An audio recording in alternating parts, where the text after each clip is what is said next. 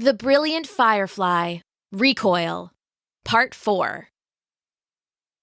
Chapter 7. Push Comes to Shove. The early autumn wind pushed through the fields, filling the air with scents both sweet and earthy. It wasn't chilly yet, but that would come soon. The air seemed to promise it. It was dry and mild, but the first hints of frost were baring their teeth. And so was Jill, giving Specs her best impression of Battlesnake's snarl. "And then I rocketed up and I broke his fangs, and boy did that make him mad," she continued. They had already talked through the battle half a dozen times, but they were both too excited to stop. "And then when you broke that fire hydrant and I triggered the coolant and we froze him, so awesome," Specs agreed. The bus huffed up, engine ticking and knocking in the early morning sun. "If only we could do the same thing to Madison and her friends," Jill said, seeing the girls point and laugh at her through the windows. "Forget about her, Jill," Specs said, cleaning his glasses on his shirt. "You're a genius and she barely even tries in class. She's going to live on her parents' farm forever while we're out changing the world." "I know," Jill said, as they marched up the stairs and found a seat. "I just wish they—" "Oh, good! The freak show is here," Madison said to a chorus of wicked laughter. "Which one is bigger, you think?" Alyssa asked. "Specs is fatter, but Jill's definitely more of a freak. Look at those banana hands." Jill clenched her hands into fists. They were big, like the rest of her. She was tall and broad and generally the opposite of petite little Madison. Jill thought of her size as a blessing and a curse. It was perfect for fitting into the Firefly armor, for tossing goons like Hippopotaman and Battlesnake around, but on the school bus, it just made her a target. And as much as she wanted to strike back, she knew that violence was never the answer to words. That didn't mean it wasn't an appealing thought, though. The bus rumbled into motion. Jill thought that Madison and her gang would get tired of giving her and Specs trouble as the year went on, but they just seemed to get more into it. Specs said they had been teasing him for years, and Jill was just a convenient addition. It seemed colossally unfair. Just when she was settling into a life she could be excited about, bullies had to ruin her mornings. It was a problem even Firefly couldn't solve. "So are you guys boyfriend and girlfriend yet?" Madison shouted to general laughter. "Why don't you give him a kiss?" "Ew, I don't want to see that," giggled Ashley. "I don't either, but think of it like a zoo, a hippo and a giraffe." Jill flushed red and tried to slide down in her seat. The girls laughed delightedly. Stupid, Jill thought. Reacting just made it worse. They kept it up the entire ride to school, despite the bus driver's half-hearted attempts to retain order. When they got off the bus, Jill and Specs headed to their class, and today Madison and her crew followed. "Come on, lovebirds, let's see just one kiss." "Just leave us alone!" Jill screamed, spinning on her heel.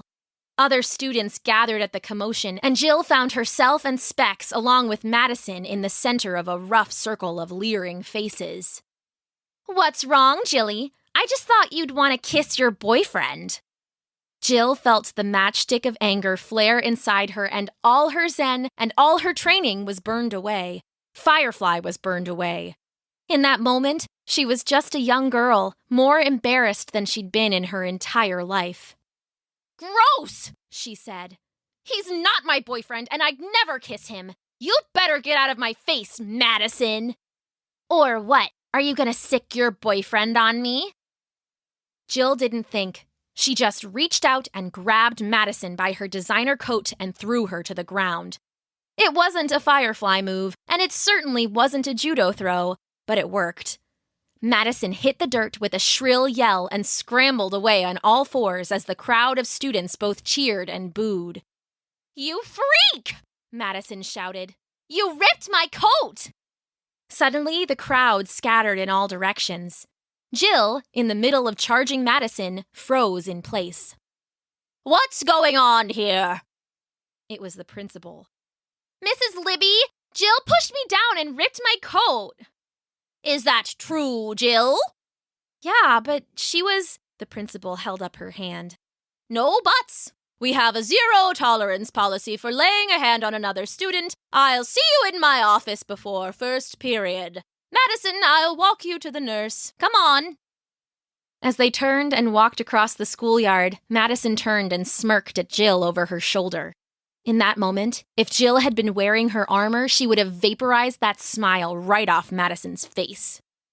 I can't believe this! This is so unfair, Jill said to Specs when the principal was out of earshot. Isn't this ridiculous, Specs? Whatever, Jill. I'm going to class. Specs was flushed red, his expression dark as a storm cloud. Whatever! You heard the whole thing. Come tell Mrs. Libby how Madison was teasing us. Tell her yourself. Specs, what's wrong? He turned to look at her, tears standing in his eyes. I'm used to Madison and her friends being mean. That I can handle. But I thought we were a team. You just said I was gross in front of everyone. Am I really that embarrassing? What do you even think of me? Specs, said Jill softly, realizing too late what she'd done. I didn't mean it like that. Yes, you did, Specs said. That's exactly how you meant it. I thought you were different, but in the end, you're just another Madison. He turned and walked to class, leaving Jill alone. Great, she thought. Now I have no friends. I guess Madison wins. Maybe I can just be homeschooled, or maybe I can join the circus. It'd be nice not to be the freak for once. With a sigh, she began the long walk to the principal's office. Alone. Chapter 8. Better Judgment. 1 hour and 3 lectures later, Jill was back home in her room. Mrs. Libby had heard her story, watching Jill with patient eyes. She even sympathized at points. But in the end, she said the rules were the rules, and any violence meant a suspension. Jill wasn't allowed back at school for a week. Worse than that, she had to write a letter of apology to Madison. It's not fair, she had whined to her mother when she had picked her up. Not fair? What's not fair is I had to lose out on over an hour of sleep because you got suspended. Again. It's Madison. She's the worst. Her mother heaved a sigh. I don't doubt it, Jill, but there will always be bullies. The better you do, the brighter you shine, the more hate you'll get. It's like moths to a light. Or a bug zapper. Her mother ignored that. Jill, you use this next week to catch up on your studies. No martial arts, no Firefly anything. You're in your room or you're helping your grandpa. Great. Fine. Her mother hadn't pushed any further. She just dropped Jill off at home and went straight back to bed. Grandpa? I'm home, Jill called as she walked into the house. There was no answer. Heading upstairs, she found him asleep in his bed. He was healing fast, but still couldn't get around that well. In addition to all the major injuries to his chest, his legs were a mottled mess of bruises. They looked like a wiring diagram in blacks and blues. She closed his door softly and retreated to her room. She flipped through a few books, but couldn't seem to focus on anything. Her thoughts kept returning to Specs. True, she didn't want him as a boyfriend, but he was her best friend and he deserved better. She'd have to apologize. In the meantime, just thinking about what he'd said, comparing her to Madison, made her feel greasy inside. She flipped open her laptop to put on some music. Grandpa had given her the info for the secret Wi-Fi network, so at least she could get online. She turned on her angry playlist and ran through her workout routines. Mom said no martial arts, but she could still keep up with her physical training. An hour later, sweaty and sore, she took a shower and checked in on Grandpa. He was still sleeping soundly. Hour by slow hour, the day crawled by. Grandpa woke briefly, ate some toast and took some pills and conked back out. Her mother left for her shift at the hospital in the late afternoon and didn't really say much on her way out. With a sigh, Jill sat alone at her little desk to eat a dinner of leftover chicken and rice. She pulled over her computer and clicked around as she ate. A few minutes later, she saw a breaking news alert from Giga City. Against her better judgment, hands trembling, Jill clicked play on the video. It was Harpy. She was flapping her massive wings, her talons gleaming in the sweeping lights of the police helicopters. In her talons was Crimson Cannonball. The hero was slumped, motionless, cut and bruised all over. The pair hung in the air, far above the twinkling city streets below. No, come on, Crimson, wake up! With a cackle, Harpy opened her talons and Crimson plummeted towards the ground. No! Jill cried in her room. The police opened up on Harpy, weapons barking fire into the night. Harpy flapped once and shot upwards, too fast for the spotlights to track. The camera swung back down to track Crimson Cannonball. His limp body was falling fast, strobing in and out of the tracking lights. As he neared the ground, a shadow detached itself from the inky night. It flowed like dark water and then formed into a giant hand, catching Crimson just feet over the asphalt and setting him gently on the ground. "Grimchurch, yes!" Jill shouted, but her joy was short-lived. A second later, Harpy dove into the darkness, her vast wings casting strange shadows as she flitted through the night. Windows on either side of the street shattered and cars were shunted to the side with grating booms. She's not just fast, she's strong, too, Jill realized. On the screen, Harpy grabbed a riot van and pivoted, sending it crashing into two police cars, reds and blues flashing and sirens screaming into the night. Really, really strong, thought Jill. Harpy scooped up a man in a suit. His briefcase went flying and hit the side of a building, raining papers like giant snowflakes on the crowd below. Clutching him firmly in her talons, she flew him up and up, over the buildings, his screams lost in the rushing wind. Firefly! Harpy called out, her loud voice cutting across the sound of chaos and news choppers, so loud it had to be amplified somehow. I'm dropping him in 15 minutes! Until you come and face me, I'll drop another and another until you show your cowardly face! Jill went white, her hands convulsively squeezing the arms of her desk chair. She felt hot and sick and shaky. Tears gathered in the corners of her eyes. Crimson Cannonball appears out of commission and now the Harpy has taken a hostage, came the news anchor. With Captain Legend and the Tower Twins hunting Barbariad to the north and Riptide dealing with the burning oil tanker in the bay, the question on everyone's mind has to be, where is Firefly and has he abandoned us again? Never, whispered Jill. No one else gets hurt. She slammed into the hall. She started towards Grandpa's room, but paused. Inside, she could hear his snoring, loud as an old motor. He was hurt, slowed.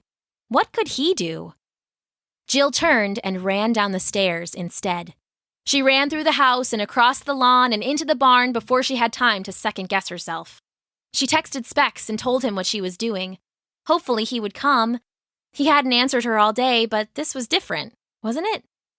No time for doubts now. No time for fears. The longer Harpy rampaged through town, the more innocent people would get hurt. People like her father. Jill turned on all the systems and activated the armor, sliding into the flight suit in record time. The suit spun and unfolded, her father's finest design, the elegant origami of his Proteus. Jill stepped inside, and this time, for the first time, it felt like coming home. Chapter 9. Flying Solo. Faster, faster, Jill said to herself, rocking across the urban sprawl that marked the edge of Giga City. Her 15 minutes were nearly up and the suit was whining in protest as she shut down the safeties and milked every last drop of speed from the thruster. The lower half of her body was lost in the yellow-gold glow as she burned across the sky so fast she shattered the sound barrier like brittle glass. The helmet magnified the Harpy, miles away, floating high above the skyscrapers, the shrieking businessman in her claws. Circling around her, like vultures about a kill, were the news helicopters. Their bright lights swept over her feathered form and winked off her talons. Their rotors chopped at the air and added to the already roaring din. 10 seconds, Firefly! Harpy called out. Jill wasn't close enough to hear, but the news broadcast came through her helmet. 10, 9, 8. Jill pinned her arms to her side and leaned forward, arcing straight for Harpy, closing the gap fast now. 7, 6, 5. Jill roared inside the armor as her body felt the pressure from the speed like a workshop vice closing around her, so tight she could barely breathe. 4, 3, 2. I'm not going to make it, Jill realized. Too slow, too far. 1. Harpy said with a vicious smile and opened her talons. The man plummeted, his suit coat spreading open like a cape, the wind whipping the screams from his lips. No! Jill roared and angled herself down. The man tumbled through the air, past the rooftops of the skyscrapers, plunging through the canopy of the city and into the jungle of glass and steel below. Jill gritted her teeth. The suit shattered windows as she passed them. A yellow blur, speed made real, her screams amplified and deepened. She banked between two towers, wound a loop around an upthrust antenna, and then turned and dove straight down. The man was below her now, falling towards the cold concrete below. 200 feet, 100 feet. Jill reached out towards him, closing the gap fast. The man saw her, reached out towards her. The ground loomed huge now. It felt less like falling and more like the concrete was rushing up to meet them. 50 feet, falling fast. Jill's fingertips brushed the man's, and then they clasped hands. She pulled him into a hug and pulled out of her dive. The toe tips of her boots struck sparks on the cement and sent her tumbling. She wrapped herself protectively around the man, and then her back crashed into the front of a truck, totaling it and stopping her cold. Her vision swam darkly. She ached all over. "Firefly," came a voice, barely audible over the hum in her ears. "Firefly, are you okay?" Jill stood up slowly, nodding her head. Her eyes blinked open and checked the readouts from the HUD. The suit was okay. Banged up, but fully functioning. The man she had saved helped her up, looking wan and wild-eyed, but no worse for the wear. "Thanks, man," he said, then looked up to where Harpy floated, high above them. "Go get her for me, huh?" Jill grimaced. "My pleasure," she said in her Firefly voice. She kicked on her jet and blasted back into the sky. A second later, she was floating in front of Harpy, eye to eye with her, the helicopters hovering around them. Finally, there you are, sneered Harpy.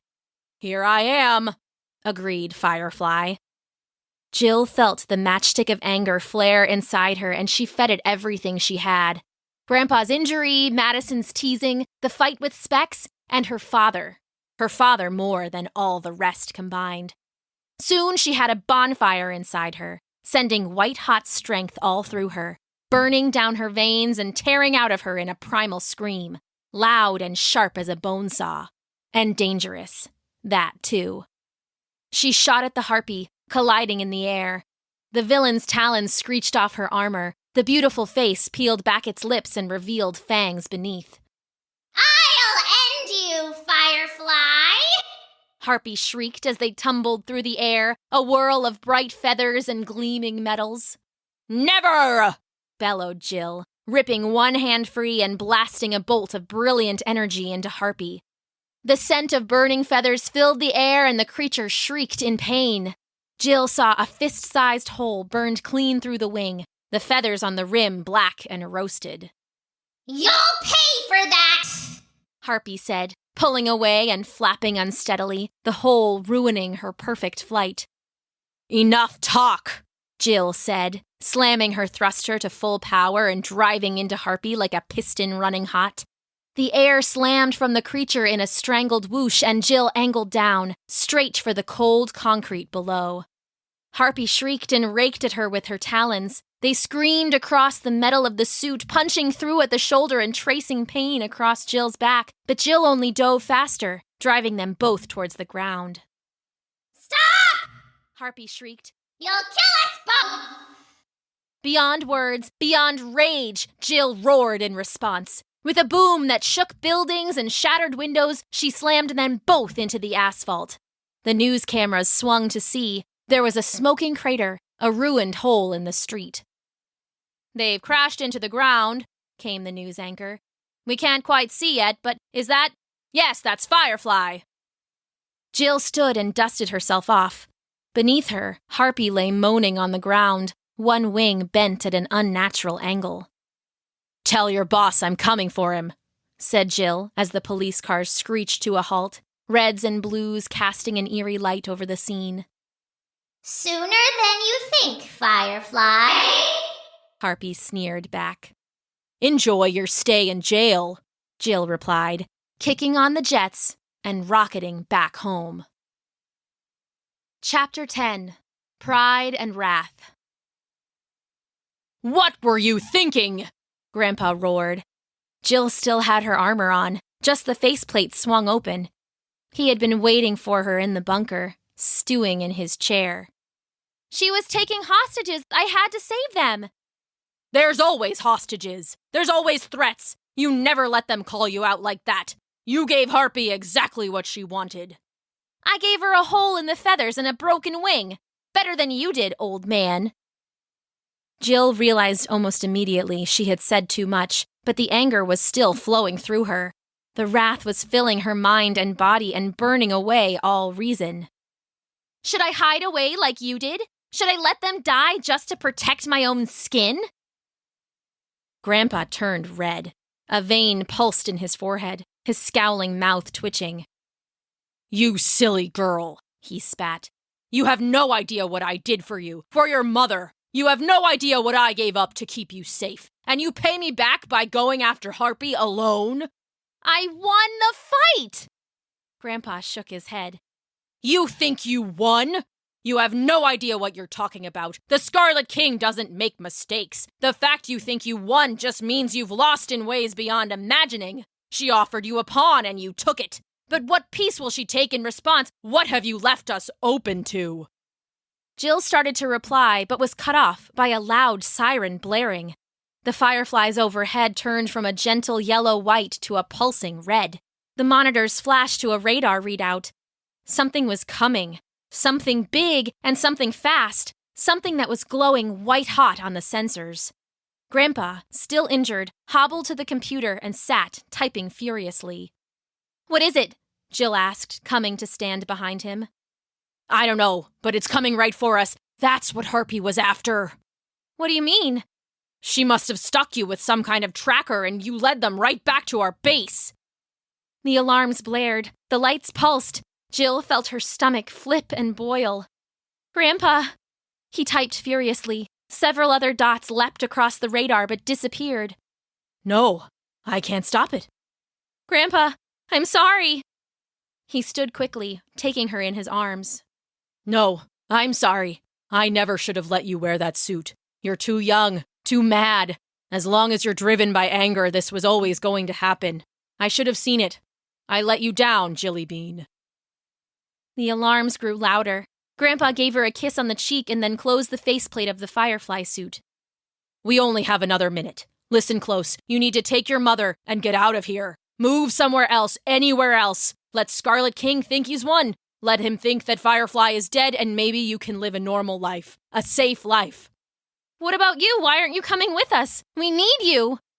"No, Jilly," Grandpa said, shaking his head. "There's no time. Only one way out of here now, and you're in it." Jill started to cry inside the suit.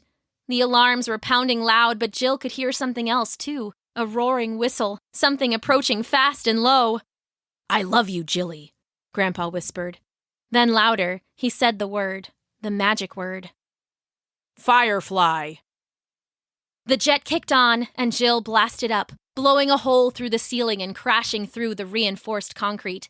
The suit blared alarms as the jets burned themselves into slag. A second later, she was crashing and rolling into the field behind the barn. Then there was a flash of scarlet streaking into the bunker.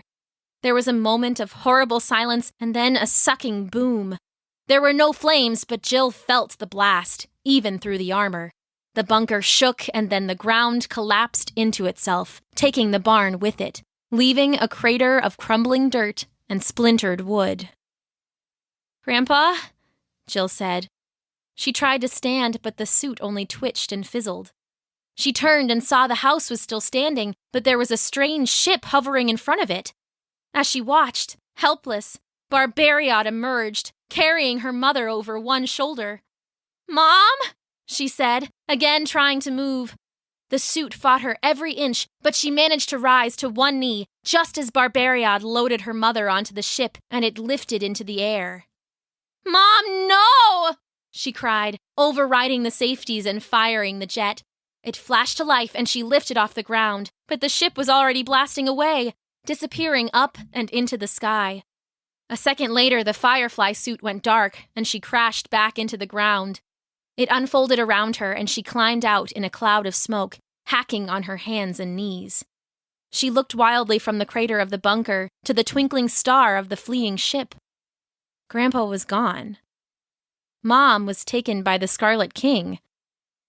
Her body ached all over, her vision swam. She stood and took 2 wobbly steps before falling back to the ground. Grandpa was gone. Suddenly it hit her like a super-powered punch to the gut. Grandpa was gone, buried with his creations under a ton of concrete and steel.